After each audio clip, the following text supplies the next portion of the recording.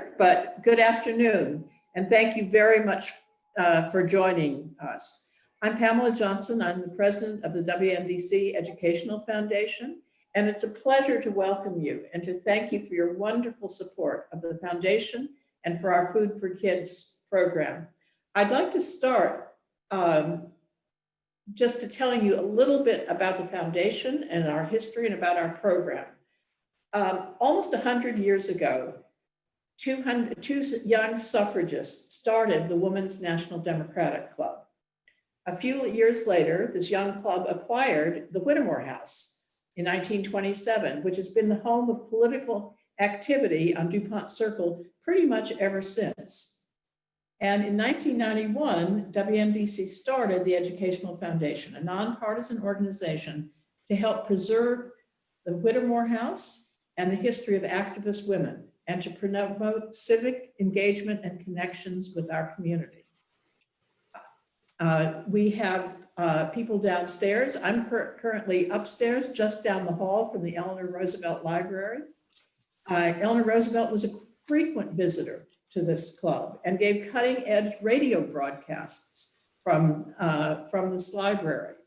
It's appropriate that a group of us are doing the tasting in the ballroom of the Whittemore House. A group of us are on Zoom, and we have a satellite group at the Thomas House. I think she would have approved. And I think maybe the radio was more proven by the early 30s, but we are mastering Zoom and remote calls. I think we've got it down now.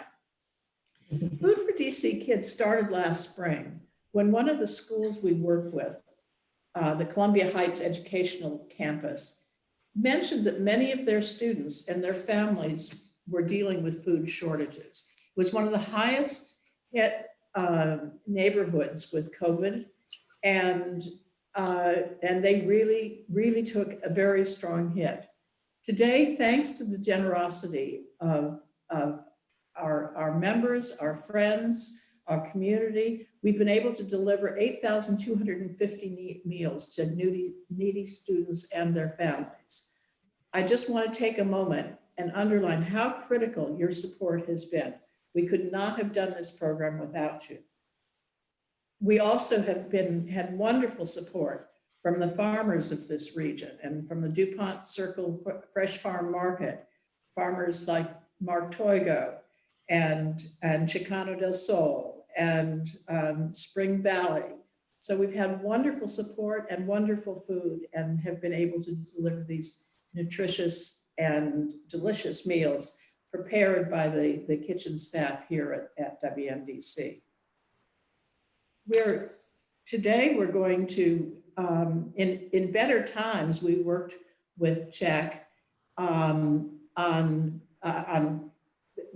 inviting their young women to come to programs at the Educational Foundation. In fact, literally on March 17th, we had International Women's Day and had a wonderful program here with young women from Czech and from Richard Wright and so on. And the next day, we were really moving into shutdown. So we have provided computers to graduating seniors. We've given women in the vote calendars that you will find in your goodie bag to their classrooms and supported them in other ways. And last June, Rosalind Overstreet Gonzalez, who is a board member of the Educational Foundation and also of Czech, hosted a deeply moving online gala honoring Czech Principal Maria Čerkeva, who is joining us today, and seniors who graduated in the middle of the pandemic, and they were heading off to some of the finest colleges in the country. Many graduates are the first in their families to get to attend college, and their stories are truly inspiring. So we are thrilled to support Czech in this new way. And we are really gratified by the support from so many of you who've given so generously to keep this program going. And we've also received support from Rotary DC, and DuPont Rotary and their Interact program. The program has been literally prepared in this kitchen and by the kitchen staff. Today we're going to, all of the proceeds from today's program will go to support it. I will also just mention a couple of the other ways that people are able to donate in case you would like. Our luncheon program also completely benefits the Food for DC Kids program, as do our direct donations. So we thank you for joining us today. I also just want to mention, today, as we know, is Veterans Day. And in honor of this day, we're partnering with TAPS, the Tragic Assistance Program for Support Survivors. TAPS provides comfort, care, and resources for those who are grieving the death of a military loved one. Since 1994, it has provided hope through a national peer network. And today, we are designing squares that will be incorporated into quilts that are given to young survivors. So we're honored to partner with TAPS to pay respect to our veterans, and we will share additional information with you about the wonderful work that they do. Thank you, TAPS. Now I'd like to hand the program over to Rosalind Overstreet Gonzalez and the wonderful panel that we've assembled.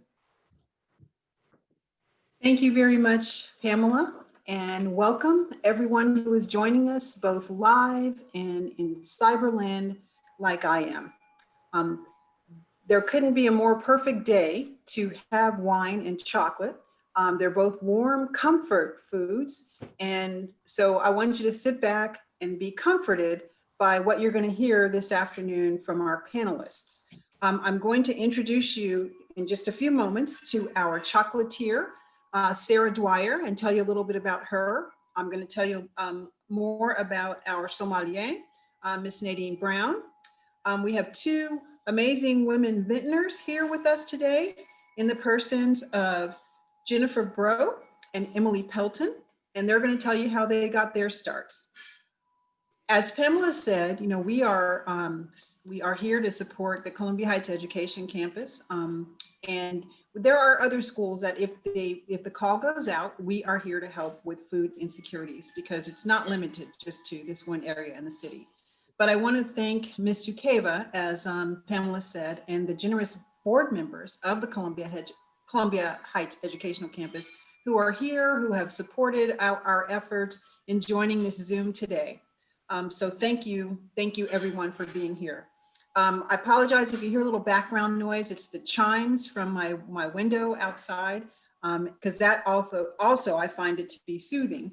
And so I want to have chimes, wine, chocolate, and warm slippers. So I hope you all are comfortable and we'll sit back and enjoy the show. I apologize for starting a little bit late, but as you know, Murphy's Law is not exempt on any day. And so we may go a little bit older, but I promise you that things will go, you'll be drawn in, and you will want to just stay here and talk to Nadine and Sarah and Jennifer and Emily all night. Okay, so let me start off, as I said, by telling you a little bit about our panelists. I'm going to leave Emily and Jennifer to talk to you to introduce themselves and what they're doing and what has driven them to become vintners. And in this industry where it's mostly male dominated, these two ladies are shining. And Emily has been very kind to share with us a membership to, or maybe it's Jennifer. I might have gotten that wrong, but their generosity is unparalleled. But there will be an opportunity for someone to receive a membership to their Woman Code. It's a wine series. It's a 1 month membership, which will allow you to have a wonderful red, a rosé, and a Chardonnay, with all the benefits that come with being a member of a wine club. So, I hope you're feeling lucky, because somebody's going to win today. Okay, so I'm going to tell you a little bit about our panelists. First, Nadine Brown, sommelier. was born and raised along the shores of Jamaica and Puerto Rico. She came to the States to pursue a degree in social work.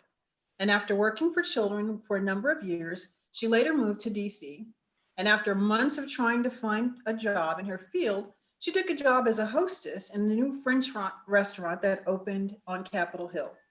She had no previous restaurant experience and had every intention to return to social work. However, she fell in love with the hospitality industry. She quickly moved up from hostess to manager in a few short years. Nadine first came to wine by reading and found the history of wine fascinating and took her first wine captain course to help her become a better manager. Today, Nadine is a 20-year veteran of the Washington, D.C. restaurant industry. She spent over 14 years at Charlie Palmer's Steak as wine director and sommelier. Nadine and her husband were managing partners of Society Fare, a boutique eatery in Alexandria, Virginia, where she worked as general manager and sommelier. She is a two-time winner of the DC Rammys. That's the Restaurant Association of Metropolitan Washington. It's the Oscars of the food industry. So we've got a star among us. And those awards were gained or were earned by being a leader in the wine program of the year for this region. Nadine's palate won her the title of Rising Star from the Star Chef in the summer of 2006, and she is a proud board member of the Restaurant Association of Metropolitan Washington, D.C., and the nonprofit Brazen Project.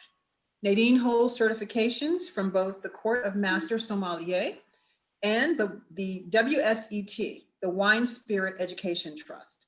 She continues to be a mentor to many young professionals in the business, and she is the mother of two rambunctious children, Estelle and Emerson, who keep her on her toes. And now I understand why wine is important to you. Yeah. I will now introduce you to our chocolatier, in the person of Ms. Sarah Dwyer. When Sarah shared that when she was a little girl, she was able to find all of the caramels in each box of chocolate. So she did a little surveillance before the rest of the family got to it. And when she did, she made sure she was the one who ate all of them. This love for anything with a caramel center led her to leave the financial industry to attend Le Cordon Bleu's pastry school in Paris. It was there that she learned the skills to create some of the best caramels. At the same time, she also picked up the idea for the name of her business, Chouquette, which means little cabbage. And Sarah shared that it's also one of the very first recipes you learn when you're at pastry school. You take simple ingredients and you turn them into something extraordinary, like the magic of chocolate-covered caramel. Sarah is a self-proclaimed chocolate lover.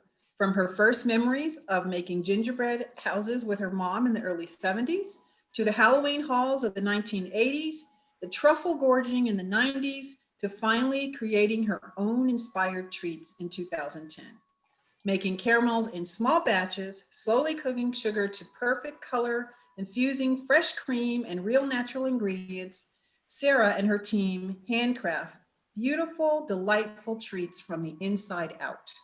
The Chouquette team of designers create art in the form of chocolate for all occasions, holidays, and special moments. Sarah is above and beyond in her craft, as she subscribes to the Fair Trade and Rainforest Alliance, and she is a certified producer. Her products are gluten-free, soy-free, and she does not use corn syrup. And the cocoa butter colorants that are used are derived from natural sources. Sarah's chocolates are known for having the best taste because they are handcrafted caramels made in small batches. There are 16 flavors made with real ingredients, and they are decorated with flavor names, so you don't have to squish them to figure out what's inside.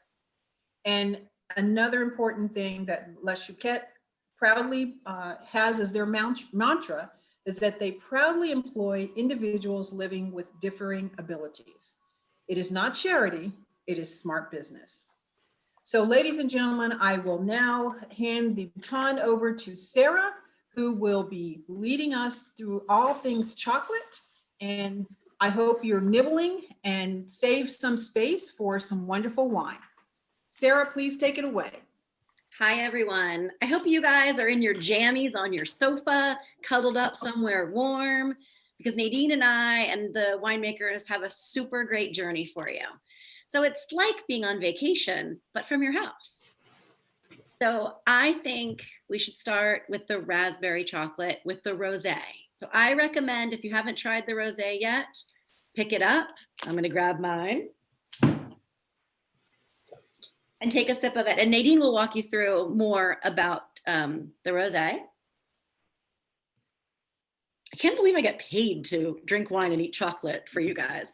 Anyway, so the raspberry caramel is one of my favorites. It's my mom's real favorite. It's a 72% dark chocolate. And when you taste it, I think you'll notice that you get a lot more of a tartness than what you would get with a regular raspberry filling, because we use real raspberries. And real raspberries are really tart, not super sweet like some of the other red fruits. So I think with the rosé, and Nadine will definitely speak to this more, I think it picks up the little bit of tartness in the rosé. So I hope you all are enjoying. Go slow. You've got at least 3 bites. So if you have someone with you, you could share at least one with them while you drink half a bottle of wine. Nadine, take it away. Yeah, absolutely. I think I'm going to let Emily talk a little bit more about the wine. But before that, I was having a frazzle date. I think we were talking about this a little bit earlier. And I got chocolate and wine delivered to my house. That was excellent. Sounds like a great business model. And this is such a gorgeous, gorgeous rosé. I've been a fan and ambassador for Virginia wines for a long time. So I'm really excited about what we're going to taste. And then I think Emily, who made this wine, is the best person to talk about it. Hi, yes, welcome everybody. I think I echo everybody else's feelings of thank goodness we have an event on a Wednesday on this great rainy day that involves wine and chocolate. So it's definitely been an exciting highlight of my evening, and I hope everybody is enjoying. I'll give you just a touch of background on Veritas for those of you that aren't familiar with Veritas Rosé or Rosé in general. And before I lose the light too, you can just barely see out here the yellow leaves of the vineyard. And that is actually the Cabernet Franc, which is 25% of this blend. So this rosé is 25% Cabernet Franc and 75% Merlot. With rosé, I think you have the best of both worlds. As Sarah was saying with her filling, you know, with the real raspberries, you have that bright freshness and that good acid. And I think that's the beauty of rosé, is it has that bright freshness, but then it has a lot of the nice fruit qualities of a red wine. So you get that raspberry, you get that strawberry, you get a little bit of structure. And I might touch on it later, but you know, just such a great wine pairing for Thanksgiving and for the holidays, because it's kind of balancing that red-white paradigm where you're like, should I pair it with a red? Should I pair it with a white? And rosé is an absolutely perfect pairing for that. My name is Emily, as Nadine said. I'm the winemaker at Veritas. My family and I planted our first 12 acres here in 1999. And so my first vintage was 2001. So a family business.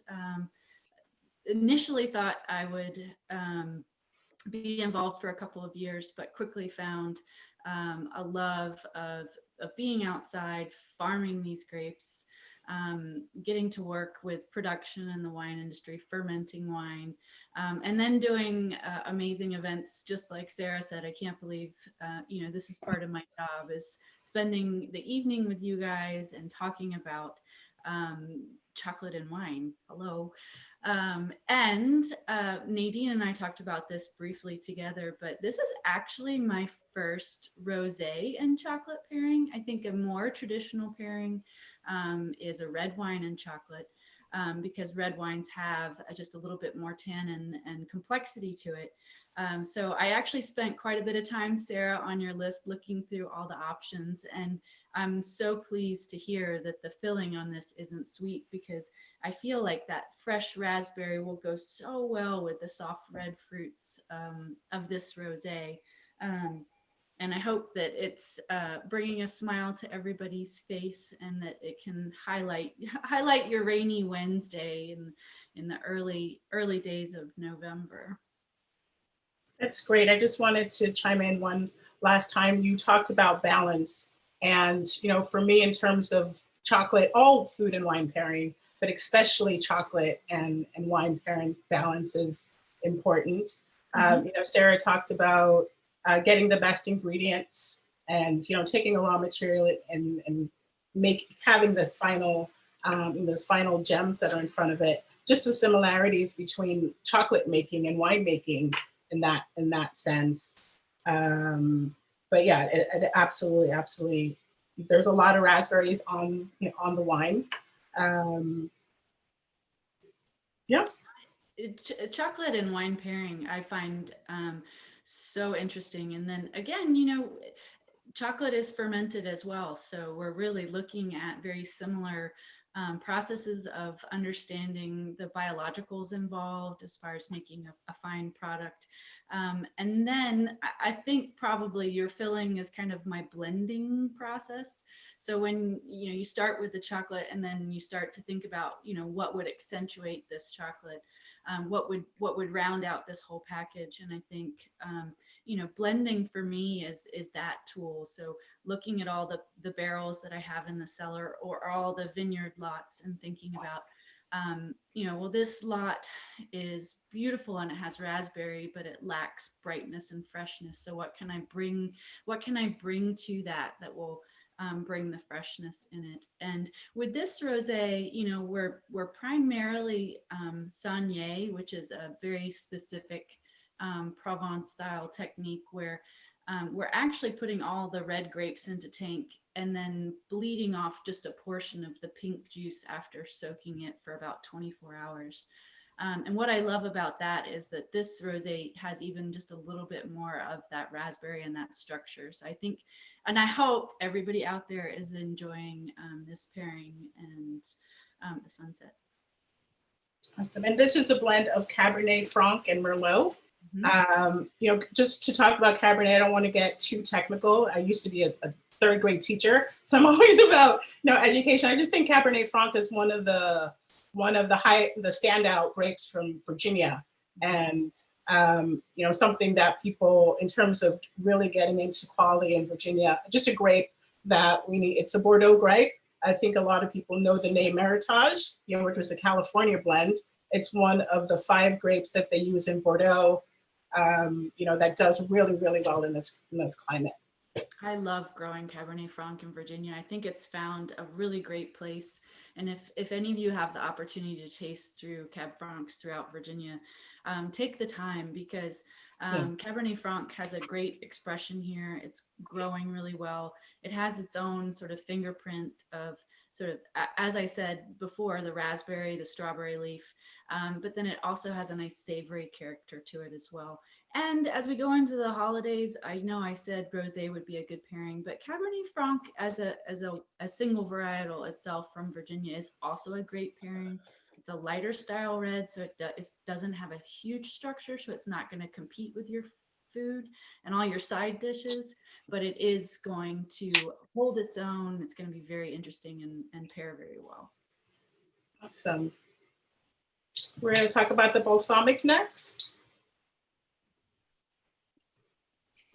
Okay, so the balsamic is my secret weapon. All right. So when you blow up your whole life and decide you're going to move to Paris, and then when you come back, you're not going to go get another job or go to grad school, feel like, what are you going to do? And I was like, you know what? I love chocolate covered caramels. And you know what people will tell you? You can't just make chocolate covered caramels. They're too sweet. They're boring. So you know what you do? You're like, you think they're sweet? I'm going to put a whole bunch of vinegar in this one and see how you like it. So the balsamic, you notice, should have its label on it. It's purple because grapes are mostly purple. We love using the labels so that you never have to play chocolate roulette. And those are the colorants that Roz was talking about before. We use all natural colorants. So the balsamic will go really well with the, which one is it? The equation red blend. I think the deepness and the balance of the balsamic caramel should play really nicely with this red. I love the balsamic caramel because it surprises people because it's a little bit sweet, it's a little bit sour, and then you get the bitterness of the chocolate. I love things that give you a little bit of a journey while you're eating them. And I think that's a lot about wine and chocolate because grapes and chocolate are both really influenced by where they're grown. So the terroir, as the French say, is a really important thing for both of them. And the fact, like I believe it was Emily said, they're both fermented, so they'll take on different flavors. And I think that's one of the most interesting things about complex foods like chocolate and like wines, because it really does depend on where they're grown and how they're processed before you get them. They're not just right off, the roadside stand. They take a lot of care and a lot of making. And I think that's what makes really great wine. And I hope that you all think that these are really great chocolates. I feel like I'm having a moment on camera. I didn't hear the last thing you said. This is so good. How do you get the caramel inside? Briefly. Magic. But really, you make the chocolate upside down and inside out. Okay. So the first thing we do is put the design in the bottom of the mold, and then we pour liquid chocolate, and then we empty it out. So we end up with the top and the sides, and then we pipe the caramel in by hand. I've got great people who can do it perfectly. I trained them, and now they're all better than me at it, which is really annoying sometimes.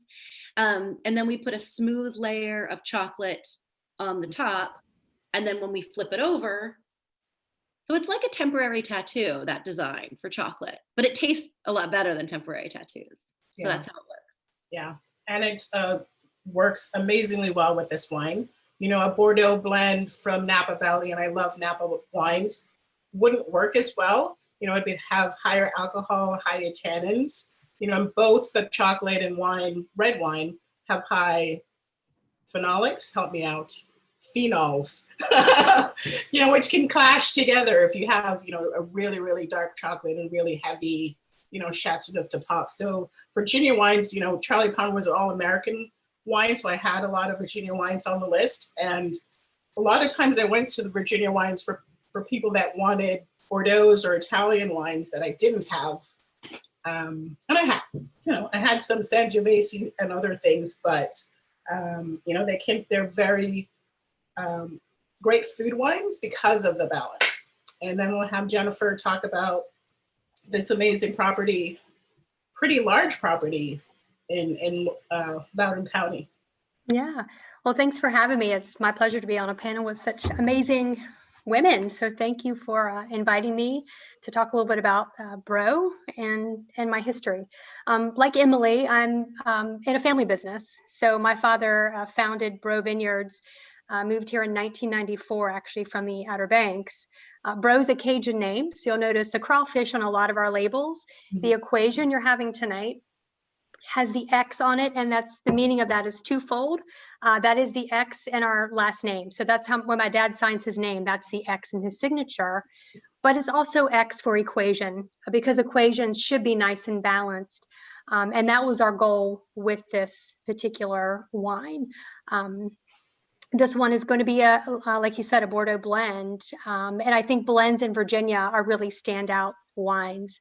I think we make fantastic wines across the board, but the blends are wonderful because you can really handcraft your wine to be exactly what you want it to be, whether it be soft or a heavy hitter.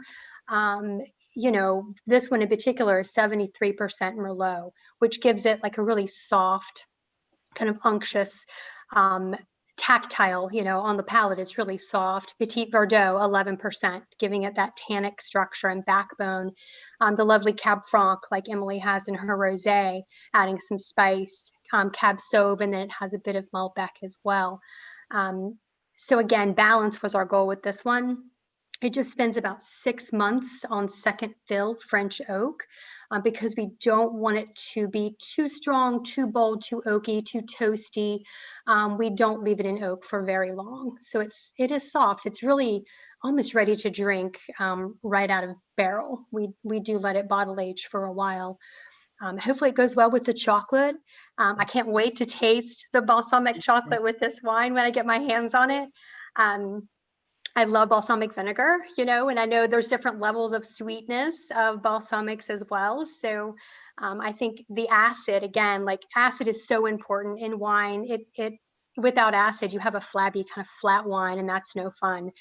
So I hope when you guys are tasting it, you get that balance. You do feel the acid on your palate. It makes it nice and clean finish. And that, again, that subtlety of the Merlot. So what do you think, you guys who are tasting the chocolates? How does it pairing? What do you think of the wine? What do you think, Sarah, with this chocolate? I felt like it brought out a little bit of the tannins on the chocolate, but in a good way. Mhm. Yeah. You know, Just a little bit of that dry feeling, but not. Yeah. So, I don't feel like I need a glass of water like that or another glass of wine. I think it worked really well, and I think Emily brought this up, and Jennifer talked about it too, and Nadine. The blending of the wine is really kind of the cooking part. It's the recipe. So it's putting all of those elements together, and that's what I think is the magic of making chocolates and of making wine, of making any great recipe. When you put those things together, I mean, you're dealing with grapes, and you're putting them together in a way that makes them magical. And that's what I love about chocolate and wine together, and the women that make them. I just think this is such a great thing that we can really work together and make an amazing combination with Nadine's help. So I hope everyone's loving the balsamic with this wine. I think it's for kind of a blind pairing. I think both of them have been really successful. And we talked about this yesterday when we met about tonight, that you really can't go wrong with chocolate and wine. Sometimes you really hit a home run, but you're always going to make it to a base, right? But sometimes you just really hit a home run, but nobody's ever going to complain when you just have wine and chocolate. And very similar to cooking, when we're making wine, our barrels, they're like our spice racks. That's one way we can kind of manipulate the product that we have, the great juice, post fermentation or during fermentation with those barrels. And the relationship that we have with the coopers, those people that make our barrels, are really important. Very similar to the people that provide you with your, cacao beans, and the people that provide you with your roasters or your vinegars or any other product that you might need when you're making those chocolates. And Jennifer, I'd just also like to echo what you said about red blends in Virginia and how important they are and how beautiful they are. And as you all know, and you can see today, and you can see from this year to last year, every vintage is different for us in Virginia. So the ability or the capacity to sort of look at which grapes have performed the best in the year and highlight those grapes. Some years it's Merlot, some years it's Petit Verdot, some years it's Cab Franc. So that Meritage blend or that Bordeaux blend or that Virginia blend is a really important aspect of our careers and our future. It sure is. Mm-hmm. Real fast, Jennifer, you opened in 99. That was on the early end of, kind of this explosion that's happened in Loudoun. How many, in terms of when you guys were there, and how many wineries are there today? Yeah, so we moved here in 94 with our first vintage being in 97. There are 50 wineries, almost 50 in Loudoun County now. I think there's 47 the last count. There are 28 active and open licenses for new wineries within the county of Loudoun, which is just an hour outside of DC. Whether or not people will utilize those licenses, I don't know, especially all things considered in our current climate, not the best time to be opening up a winery. But it's a great place to be. We have fantastic land. We're close to DC. It's just simply beautiful. I think the industry has changed so much since I moved here. I took over full time in 2005, when I left the Outer Banks to take over this business from my dad. And since then, I have seen the quality improve drastically. I think the marketing has improved to really get the name out about Virginia wines. The way that we work together as vintners has really improved, largely, I think, because of technology. and I think the industry has really changed, and the word of the year, of course, is pivot, but we have certainly pivoted more towards success in the state of Virginia with our quality, most certainly. This is so good. Just had a question for you. Excellent. And actually, just while I'm thinking about it, I know we've been talking about Northern Virginia and DC a lot, so I realized I didn't give you a geographical reference to Veritas, but we are just west of Charlottesville. And if anybody knows Afton Mountain Gap, or that portion of 64 where the fog is prevalent and there's lights on 64, we're out that way west towards Wintergreen Ski Resort. Really, I'm going to say nestled at the base of the Blue Ridge Mountains, which is maybe a little tired as a statement, but truly that's how I feel. I mean, I have to remind people a lot of the time that we lose light here so much earlier than most people because we are so close to the Blue Ridge Mountains. So just to give you a sense of where we are geographically, and I love the wines that we've put together today, and that we have a good swath of the Commonwealth of Virginia in our three different appellations. You're in Monticello. Yes. So are you in Charlottesville or just outside of Charlottesville? Just outside of Charlottesville, but still in the Monticello AVA. So it kind of follows the Blue Ridge Mountains and goes out towards Barbersville and Greene County. And Middleburg is the appellation of the white wine that we're going to have, coming up next. Virginia, I'm hesitant to say the wines have come a long way. That kind of says, the wines were bad. And yes, some of the wines were not great, but they're good and bad wines made everywhere. I've been really fortunate. I did the Monticello Cup maybe 12 years ago. So from that perspective, I've done the Governor's Cup to taste them over time. And when you have people like Janice Robinson and, Stephen's, internationally renowned wine lovers and wine authors coming to Virginia, and, winemakers from other regions, from Australia, from South Africa, really coming in and, working with a new industry, right? I was just writing about a Italian house, and they started in 1460. That's literally, how long they're on their 17th generation, so they're still figuring out what works well, because I think what works in Delaplane might be different than what works hours away in Charlottesville. So it's an exciting time. It's nasty outside, but in terms of places to go in the region, it's just a great, brings a lot to the region. I'm serious, yeah. You make a great point, Nadine, which is we are in our infancy, but we're also in a really exciting time because we're starting to find our focus. We're starting to find the grape varietals that are doing well. You're starting to find people that are making it their career and not their hobby. Right. Two of us here today, and just a lot of passion within the winemakers and the winery owners in Virginia. To find the next step, to find the next product. And I had an interview recently with a potential employee, and I asked him what he loved about the wine industry, the people, and I couldn't agree with him more. And I think it's the same on this panel tonight with Sarah and Jennifer and Nadine and everybody else that's actuated this event. Is just such passionate people for a great cause and bringing together things that we all enjoy. What's not to love? Awesome. So we're going to taste the next chocolate. Yay. The next wine is a bit sweet, Nadine said. I'll grab mine now. I don't know why it's on the shelf behind. It's a bit, but it looks good. Moscato d'Asti is probably the closest thing that I would, in a loose sense, compare it to, just slightly effervescence. But let's talk about the sea salt. I thought this would go really well with the sea salt or the 7 spice. Great thing about figuring out your palate. Some people might like dark chocolate with port, where someone else likes it with champagne, rosé champagne. So also that's the fun of it. Try different things, and sometimes you might taste something like, no, that's wrong. It looked good on paper, but no, that doesn't work. So this one will be the blue one. Some of you will have some different designs on them because we ran out of some of the sea salt ones, but the inside is exactly the same.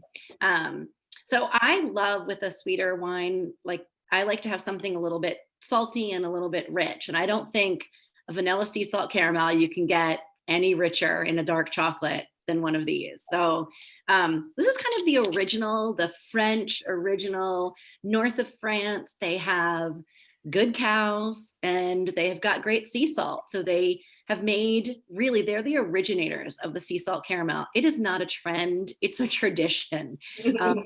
If you go to France, and hopefully some of you get to go for the wine and the chocolate, you'll notice that sea salt caramels are nothing trendy to them. Basically every person, every little shop, every little store will have their own version of a sea salt caramel. The south of France has great sea salt too. That's where we get ours from. And again, it's terroir. It's the salts will taste different depending on where they've been harvested from. We use a fleur de sel, which is the flowers of salt. So it has a really nice, soft crunch. I hate to use anything bigger, or more coarse than a sea salt. It's worth every penny and every little hand sprinkle that we put inside the chocolate. So I'd recommend starting with the sea salt caramel and then the wine. And then at the end, if you'd like to do the 7 spice, it's a really good way. I think Nadine's son said it tasted like fall, and that's on purpose. It's ginger, cinnamon, cardamom, all those warm spices that, you wish someone would make you a mug of when you get home from a day like today. So try the sea salt first, probably then Nadine will talk about the wine, and then I'll talk a little bit more about the 7 spice. Yeah, he asked me if there was nutmeg in there. His dad's a chef, so they cook a lot. He's like, is there a hint of nutmeg? He's 9. Yeah, this is absolutely another, great pairing. One is off dry. Would you say that? Sorry, Jennifer? The wine is definitely, it's sweet or off dry. I'm kind of asking Jennifer. It would be considered off dry. It's about 0.2% of residual sugar, so less than 0.5%. But it's definitely that, because it's such a fruit forward wine, the impression is going to be that it is sweeter than it actually is, because you associate fruitiness with sugar or with sweet, even though it's not actually high in sugar. Right. It's less than 0.5%. Yeah. Right. And it's an interesting blend. I think humidity is one of the problems, in terms of, issues with Virginia wines. You guys have the time that it rains around harvest time. Is that correct as well? There are 2 hybrids in this blend, so they basically just took 2 different varietals, sometimes from different species of vines. And they're looking for attributes from both of them that work well, in the climate, whether you're getting something that ripens earlier or something that loves our clay. I don't know, I live in Alexandria and there's probably just water sitting in holes. There's nothing there, it's just our lovely clay. Part of why Merlot does well here. Do you have the breakdown in front of you? I do. They sent it to me. So the tasting room manager at Green Hill used to be a tasting room manager here. So we tend to kind of share employees in this industry, which is great. And the winemaker, correct? And the winemaker was my assistant winemaker. So the good thing is we're keeping these great people in the industry. That is definitely the key. And we all play nicely in the sandbox, which makes it fantastic. So Jed, their tasting room manager, sent over the blend. It is Traminette. Saval Blanc. So Traminette is a hybrid too that was created at Cornell University, which is in New York, in the 1960s. Saval Blanc, which is another hybrid. And then you have Chardonnay and Vidal as well in this particular blend. Vidal as well. All very fruit forward, fruity grape varieties. Yeah. Yeah. And a lot of those, Gewürztraminer is a parent of, one of those blends, and you can definitely get that rose petal, really aromatic, that you can smell and taste. as Yeah. well, but a lot of them smell like old lady perfumes, but this is really, really balanced. And I got a lot of citrus when I just went back and tasted it, which I didn't really, get before. I'm using a Coravin, this contraption that lets me, get wine out of a bottle without taking the cork off, just because I want to go back to it and maybe try and write about them. But a little wine hack, if you have wine left over, if you take like a mason jar, something where you can get the lid on, fill it all the way up so there's no air in it, and then put it in the fridge. You'll get another couple days out of it, but there has to be pretty much no air, just for later when you're done. What to do with your leftover wine. See, when you're a pro like Emily and I, we just finish the bottles. Just in the bottle. What do you mean leftover wine? I'm tasting wine my husband doesn't drink, and I'm tasting. I think people say that about chocolate as well. Like there's no leftover wine, there's no leftover chocolate. I just saw that hack somewhere and wanted to pass it along. It's good, but yeah. Or the vacuvins. And there's also canned air, with argon. Those are all really helpful if you don't finish the bottle. A lot of these varietals that we're talking about, Vittel Blanc, they do it a lot in Niagara Falls, New York, along the East Coast. They just do really well with our weather and the Mid-Atlantic. Although we're pretty fortunate, in this area.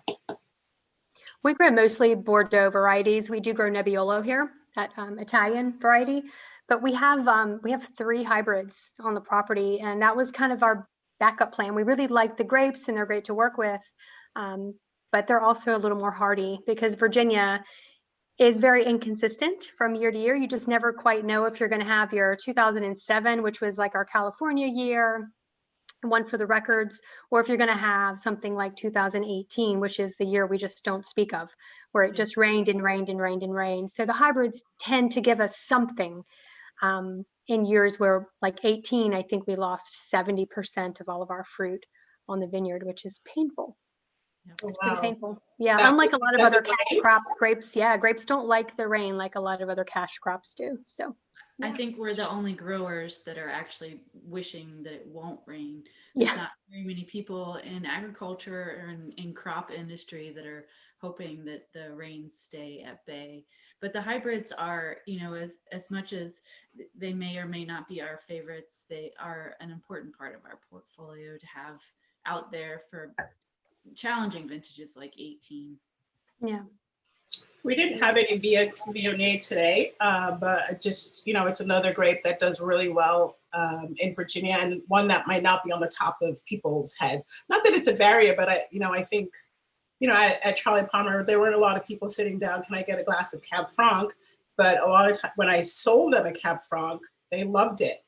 So just talking about these varietals that might not be top of mind for people, but are great with food and great with Thanksgiving, which is coming up. I didn't know what I was going to do about Halloween until a couple hours before.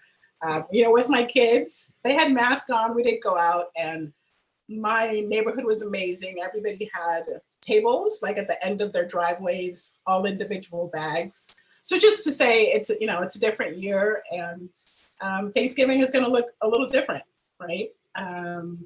But all of these wines, Virginia wines would be, kind of top of my mind. I always, I would get calls from different publications. Hey, what do you recommend for Thanksgiving? And the fact that Virginia wines were started how many 100 years ago, with Jefferson, who didn't, he did a lot of things wrong, but they've actually had a longer time than I really, said of figure out what works well. But in terms of wine pairings in the holidays, drink what you like, which is always my number one, my number one thing. Cabernet Franc goes well with turkey. I think, everyone's table, and one of the great things about the US, I'm from Jamaica. I went to high school in Puerto Rico, so my table will have, some curried goat along with ham and plantains from Puerto Rico, and maybe, so it's a lot of different, a lot of different Like things. B&J, Nadine. Yeah, where a big, huge cab might not work. Right. Getting something. What are some people's plans? Or what are you thinking? What are you doing? Pamela, you haven't spoken for a while. What are you doing for Thanksgiving? I'm thinking of coming over to your house, Nadine. You're gonna sit at the little table with the kids. I can do that. Yeah. But this is such wonderful information, and I'm sure somebody somewhere in the world needs that hack you just gave us about the mason jar. But like Emily and Jennifer, there generally are no leftovers in my world. So I appreciate that for someone somewhere. So I have We may need the hack for appearances sometime, though. Yes. Just for appearances, when companies. Yes. Mhm. So Emily and Jennifer, and maybe Nadine too, do you all have a favorite Halloween candy and wine pairing? Like I love a Reese's. Don't tell the rest of my chocolates, they're not listening. But I just think that's a really fun pairing because sometimes you are left with a little bit of extra Halloween candy and you might need to go get a bottle of wine. So do you all have a favorite combo that next year we should try? So I will stick with rosé since it's the wine of the evening for me, but Twizzlers and rosé, pretty good pairing. Twizzlers not over sweet, has a nice softness to it, has that again red fruit quality, and then the rosé being bright and fresh. There's a nice pairing there too. I have a special place in my heart for Sour Patch Kids. And I've tried that with a lot of different wines. Sauvignon Blanc probably being the closest pairing there, but even then it's too jagged. It doesn't quite just mesh as much as I really want it to. Sour Patch Kids and Sauvignon Blanc. The Sour Patch is just too overtly acid and it makes the Sauvignon Blanc seem weird. But Twizzlers and rosé, 2 thumbs up. So I have a question about the Twizzlers. Yes. Do you ever use it as a straw to sip your rosé, or is that blasphemy?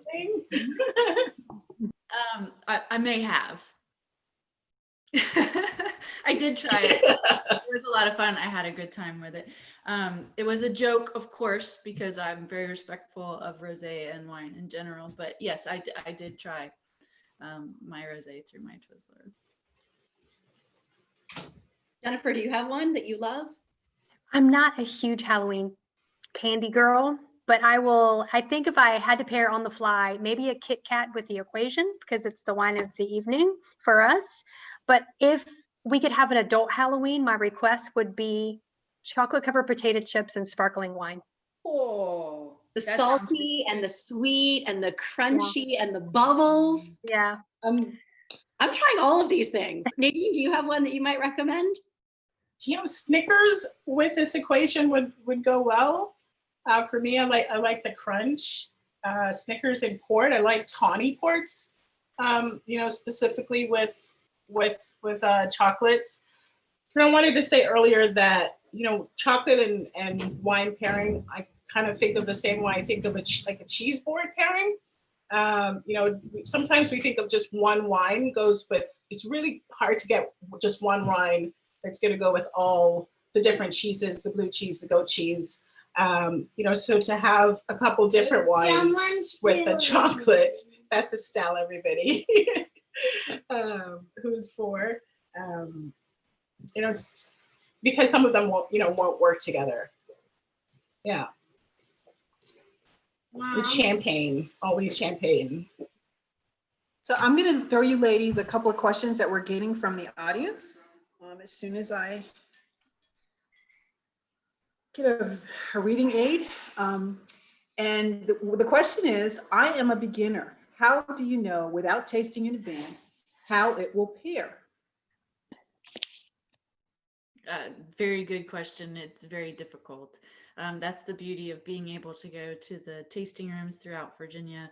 But a good sommelier or a good wine merchant, if you tell them what you're looking for your food, they will be able to point you in the right direction of how it will pair. Most wine labels now will try and describe to you whether it's lemon zest and acid or soft red fruit and richness. And so that can give you some hints as to how it will pair. But ultimately, we all have our own tastes and our own interpretations of the wine. So just keep drinking. Yeah, before I think I was talking about, there are a couple rules. I just hopping on the internet and just reading one small article about wine pairings, and I looked at some of them today, and a lot of them talk about the pitfalls of things, that often don't work, and tell you, why big Napa oaky Chardonnay will make, a dark chocolate taste bitter. And no matter, if you like those, Chardonnay, it's not about your personal preference there. It's just about, the reaction of those two things together. Milk chocolate, which is not really chocolate, is really just cream and fat. So you need, something with acid, to cut that. Kind of similar to what I was talking about with the blue cheese, with wine and cheese pairing. Excellent. Here's a question that I didn't ask it, but I want to know. Using old wine in cooking, of course, we usually finish our bottles of wine. If one goes bad, what can one do with an overaged rosé or white? You tasted it, and what can you do if it's bad? Research on how to make vinegar. We don't cook with bad wine because that's like using bad ingredients, if it's going to come through in your cooking. I mean, a splash of something to finish a soup may not, but if it's going to be in a stock or something that is important to the dish, like a piccata, for example, you need to really have wine that you want to drink, not wine that you want to dispose of. It's really important. So it's worth just to get rid of that bottle and start with a fresh bottle for cooking. If it's something you haven't opened yet, make sure to open it before you assume it's not not viable because of how old it is. I wasn't sure if it was, like an old white wine. Another tip that is, I think you were speaking to me directly with that information. So thank you.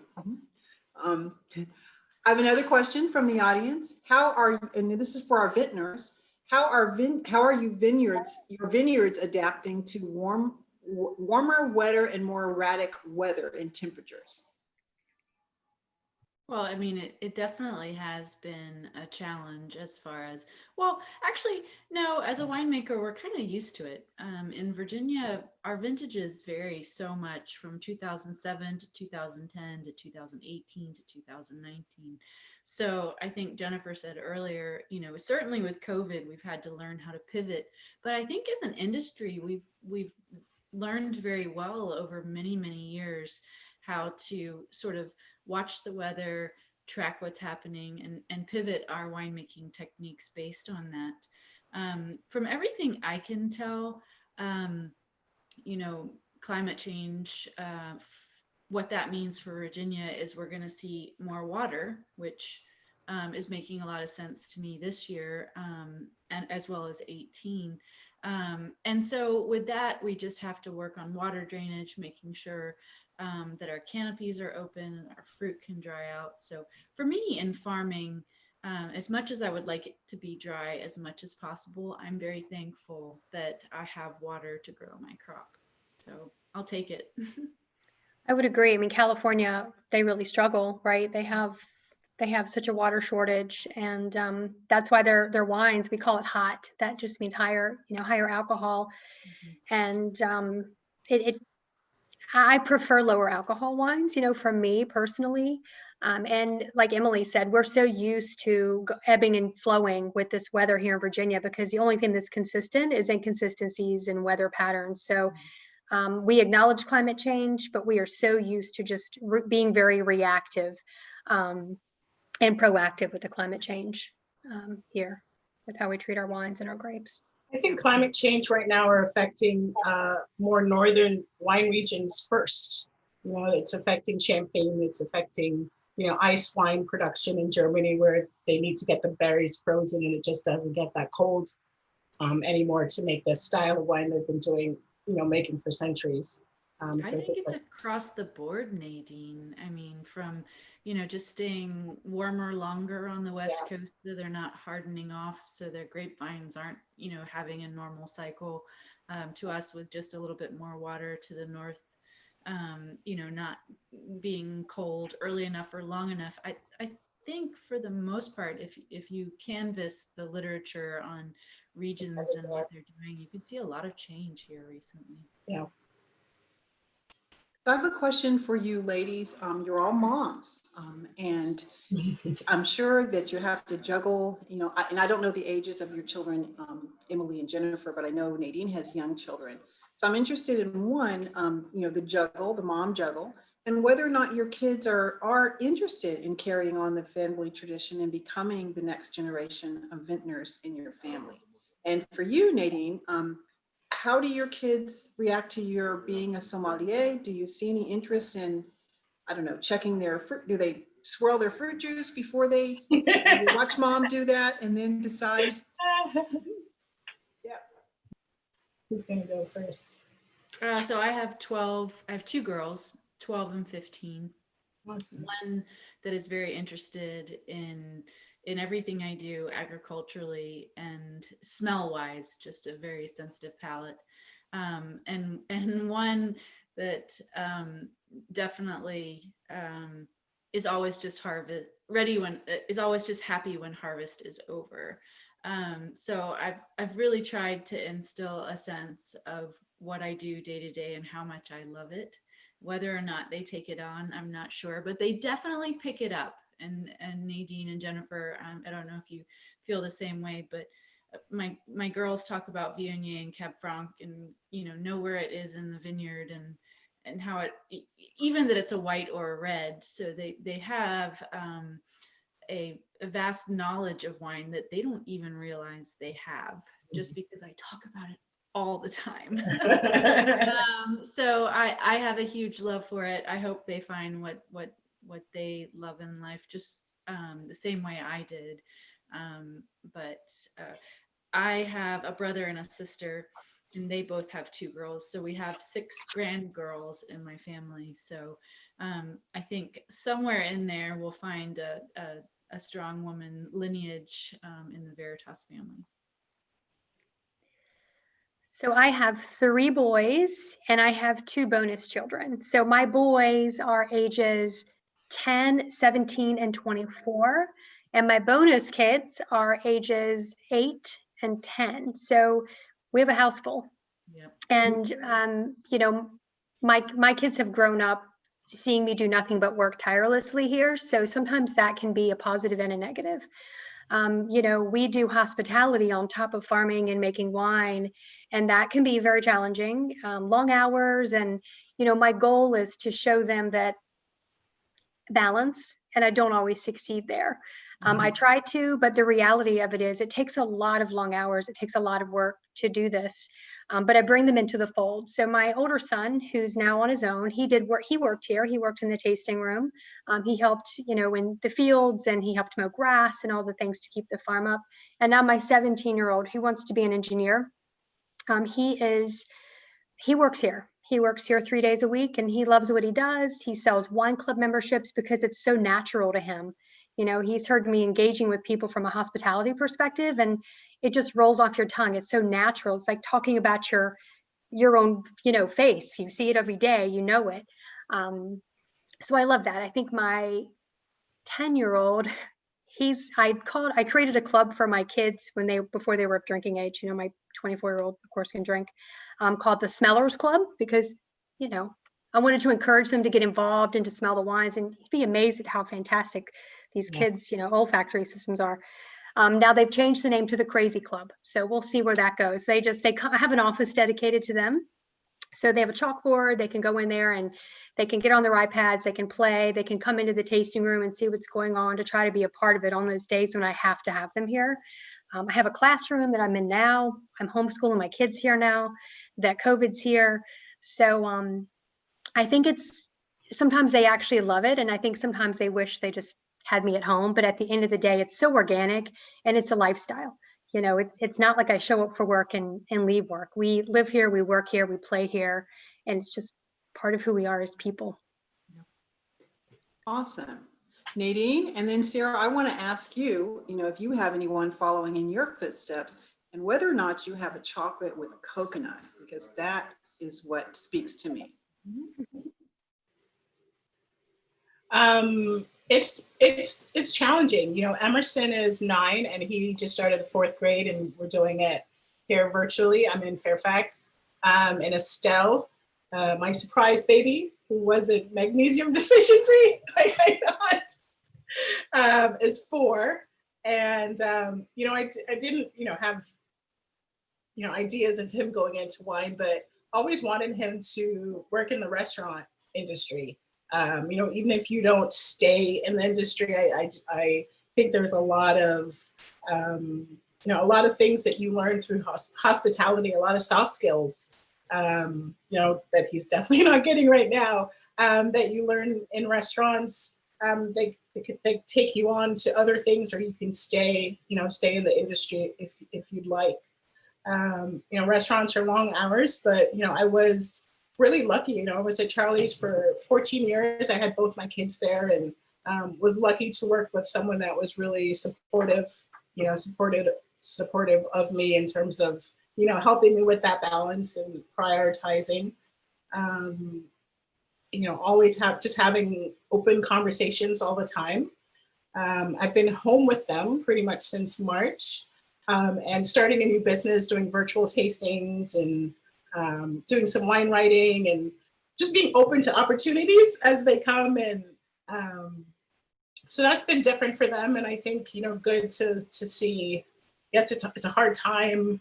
It's really challenging. It sucks. And some days you cry, and some days, I think it's important for them to see that. I think it's scary for kids. It can be scary for kids, but you have not always been really great at getting back on the horse, but I think this is helping. Pivot is the word of the year. Can't think of another one. Everyone says they're over hearing pivot. But if you're a winery, if you're a restaurant, no matter what, you're making changes to move forward. So for me, And so Sarah, that one question about the coconut, whether or not that exists, and one of our guests has asked, what are the 7 spices in the 7 spice chocolate? I knew someone was going to ask me that, and I have to think of it off the top of my head. It's cinnamon, ginger, cloves, nutmeg, cayenne. Allspice? You have allspice? Yes, allspice. That's 7. Good job. I got this first 6 are definitely right. The 7. I think of Chinese 5 spice. That's where my head went. I'm like, what are the other 2? The last one is star anise. The last one is star anise, which is always in the Chinese 5 spice blend. Yeah. So I really just I make my own Chinese 5 spice blend, and then I add a little bit more heat, because with the darkness of the chocolate and the sweetness of the caramel, you sometimes need a little oomph, like with the balsamic and with the salt, or whatever piece you're adding to it, the tart of the raspberry. Getting that balance so that it's not just sweet is one of the things that I love best. I do not yet, I don't have any kids, but working with the most of my staff are people living with autism, and they're fantastic. I would love for any one of them. Some of them have been working with me for 6 years. They've literally grown and saved my company. When I've needed them to come through and tie 75 bows in an hour before you guys are about to pick up all your chocolates. Wow. So that is great for me. And one of the things I really, really enjoyed today was I felt like we went on a journey together. And I know it's really hard right now to travel. And I love, I've been to a couple breweries and had a picnic outside. And I think, the wineries and, and restaurants have, I call it being adapting. Because really, I started my business in 2009, which was not exactly easy. And what I think is great is that as women, I think we're open to collaboration and we're open to change. Not that men aren't, but I think that ability, that anything I do to make my business better this year is going to be even like more rewarded in the following year. Like you guys had a 2018 that wasn't a great vintage. Everything you learned that year probably helped you get through this.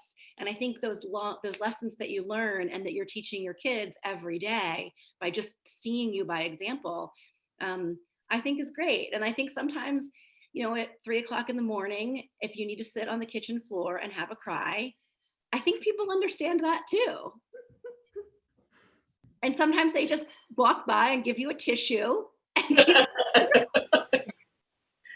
just want to thank you all so much for letting me be a part of this. I had so much fun tasting all of your wines. It was such a delight, and I can't thank you enough.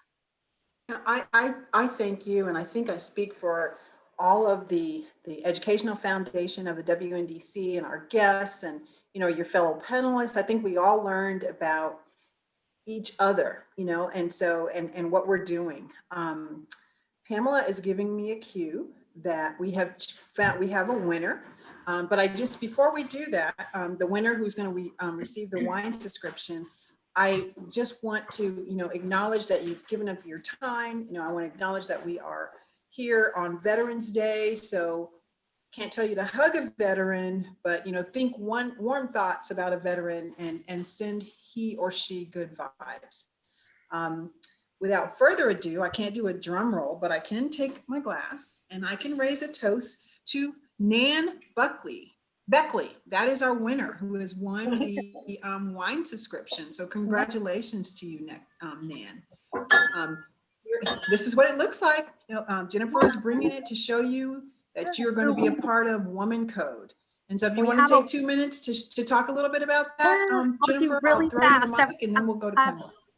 I've had a wine club since 2005, but through COVID, through this crazy pandemic, I partnered with friend and author, lawyer, political analyst, writer, Sophia Nelson. She wrote a book called The Woman Code. And we just decided that everything was crazy in the world. There was so much division for so many reasons. And we wanted to come together as women in business and create a club to bring women together. All across all boards, all spectrums, young, 21 and older. And we talk about her book. She's releasing her second book in a couple of weeks. But really, this gives us a platform to bring women together to talk about whatever you might do professionally, to highlight women of different professions, to educate women, to inspire women. And we had a kickoff event about a month ago, and it was really fun. We had a female beignet maker who came out, and we had Sophia. She gave a fantastic lecture. We had female artisans come out. And so that's what we want to do. We just want to uplift and encourage other women. So these 3 wines you're receiving include the Rosé, the Chardonnay, and a Meritage. And then we hope that you'll come out and do a tasting with us as well. Come enjoy the Cellar Club room here at Bro Vineyards.